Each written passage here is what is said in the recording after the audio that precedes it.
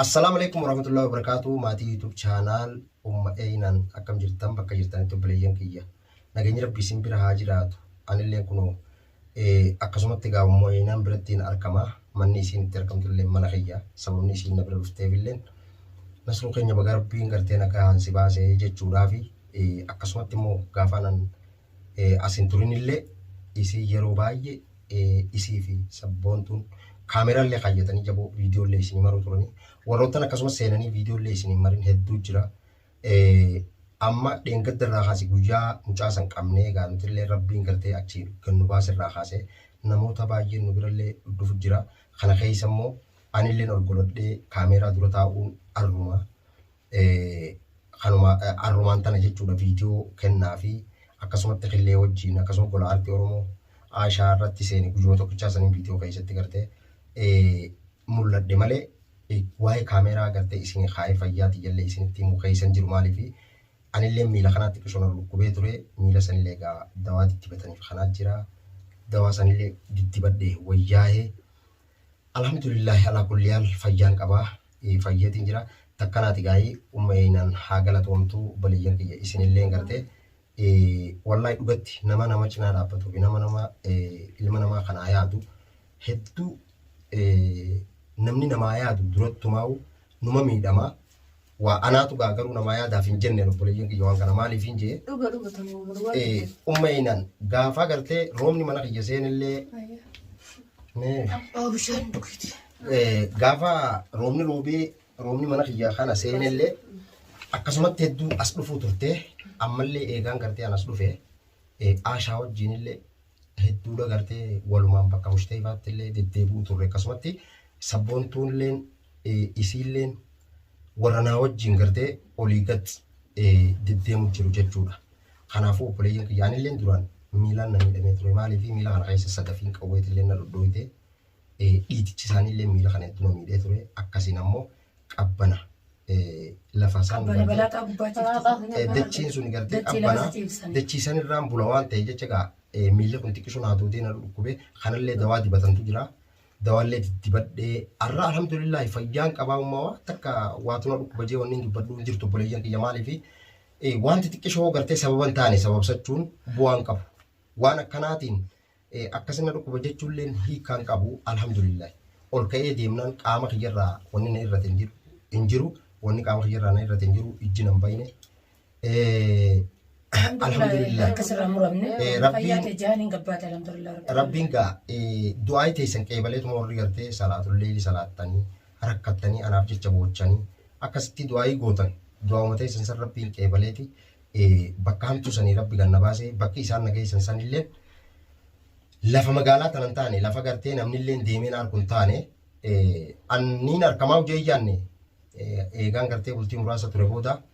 alhamdulillah arra maatii tiyya keessatti deebi'ee gaa rakkina gartee maatiin tiyya keessa turte saniis arra eegaan mana kiyyatti fayyaadhaan anillee kan hin deebi'u taate alhamdulillah galanni rabbiif mala galanni isa haa ga'u kanaafuu ammayinamee hordoftoota ta'e salaamtaa gaafadhu. Assalamu alaikum warahmatullahi wabarakatuh. Hordoftoota keenya baga jiraatanii isin jaa kunoo gammachuudhaan dhufne arraan tanaa kunoo gola aartii wajjin gammachuu isinii himnee dhufne. Akkasuma kunoo gola aartii waan inni isinii jiru dhagoo jirtanii wanni inni isinii mugaa gartee arra miidhaan tiyyatuun natti mul'attu ana kan maatii tiyyaa fi warra kiyya bira deebi'ee kunoo akkanatti ilmaan kiyyaan nagaan itti deebi'ee nama kiyya hundi keessatti deebi'ee jedhati gartee fayyaan garuu dhaawataan dhuftii garuu maaliif miidhaa akka malee garuu miidhamee jira inshaallah miidhaan hungaa inni miidhaan mitiijus gartee rabbi haa fayyisu bakka jiru hundi namni hundinuu gartee du'aa goonaaf inshaallah. Hedduu takka galatoomii uummayina wallahi dhugatti maaliif akkasumatti abbaan mana keetillee killeen hedduu namni na barbaadu ture kunoo isa faalleedha. An eegasiin viidiyoo fi haala Aashaan natti himtuu fi kennaallee gartee waan dura ture bu'uunatti dubbatu. Gaafa kichinna hidhan san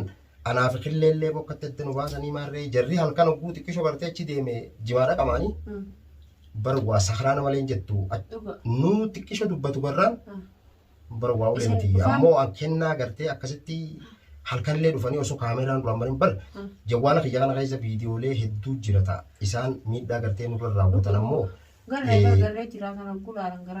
garaadha nama balleessiti wallahi an kennaan gartee qiixa san naa hojjitu mamuun naa hojji rakkachuun hedduu gartee akkasumatti abbaan mana keetilleen oodumaatu gaa isa gartee na biran fidini malee adda bahan malee alhamdulillah silaa inni illee gartee namni kun adda bahullee baay'ee gaarii osoo hundaan taane akkasuma jarri sunillee yeroo gartee nama biraa barbaadaa fi bahan silaa nama biraa yoo ta'e gololchumaa fi ijoollee lamaan takka tan barbaadu jirtu malee namni isaan barbaadanillee hin jiru.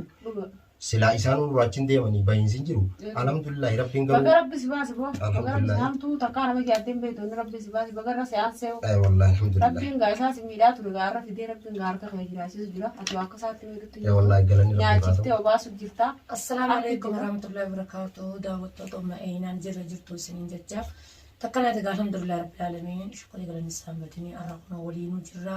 Bakka takka jirra warri wajjin rakkattan ka qilleensa irraatii fi akka qaamaan na bira jiraattanillee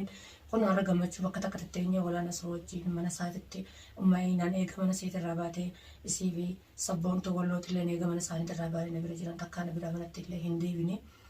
Eega rakkoo bishaaniitiin na wajjin dhaabbatanii abshiiraa shaanus hojii jira uumamti na suunni bakkuma isaan naan jaaritti akkuma isinillee gara qilleensa gubbatti yaa ishaa keenya rabbis cinaa dhaabbatottanii du'aayii naa guutanitti du'aayii teessan alhamdulillah rabbil aalamiin qeebalamtee isaanillee nagaan naa bahanii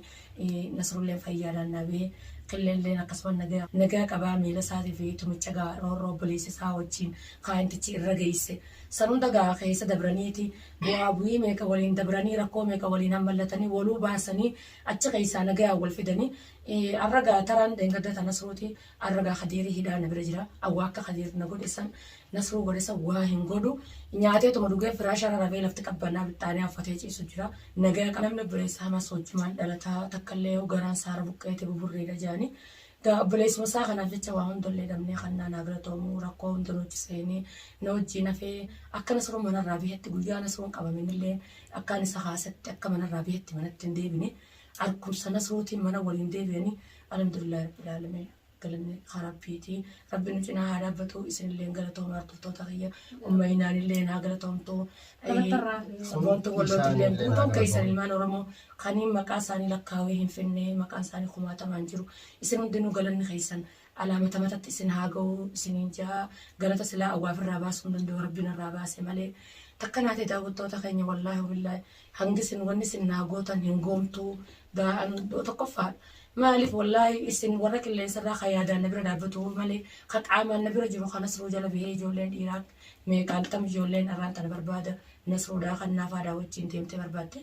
laakiin gadachiin halkanii osoo fiiganii gargar facaanii kannaan bichaan halkamee qabamee ta'an isin kaanii galtee akka galteenillee waa guyyaa takka boqonnaa harkattee sammuu isaanii gachiiftee hin rafne alhamdulillah rabbil aalamiin almuhiin wallaahi isin hundi galatoomaadha uummaynaan kara manaa deemte amma mana galaa galatooma buleeyyan kiyya wallaahi hedduu nuti galtanii wallaahi takkanaati wallaahi uummaynaan yoo yaada biraa qabaatee dabaladhuun siin jaabuleeti. Akkasii karaas kun nuti sammaa inshaallah kun eega dhufnee gadindichaanii kara manaa gaddichaana isallee rabbi haa fayyisu wartee ati gaddichaanii silaallaa rabbi si haa fayyisu. Aamin aamin wallaahi darana fayyeetiin jira uummayyi. Inshaallah yoo gaddichaanii silaallaa maaliif. Hedduu galatooma wallaahi hedduu. Wallaahi rabbi si haa fayyisu rabbi gartee si biraa dhaabbatu qotubaa maamtu san keessaas baasee har'a gartee maatii ta'e bira si fidee warra keessi bira si fidee har'a nagayaan maatii keessa keessu. Hedduu wartee namoonni rabbi caalaan jirtu wanti du'aayii caalaan jirtu ilmaan oromoo bakka jiranii hundi isaanii du'aayii si godhanii du'aayii isaanii bira dhaabbatee yaada alhamdulillah. Egaa hordoftoota biyya takkanaati uummaynaanis sabboontuu walloo yeroodhaaf gartee amma galma dukkaana rasiida naqachuudhaa gabbaate isiillee ni dhufti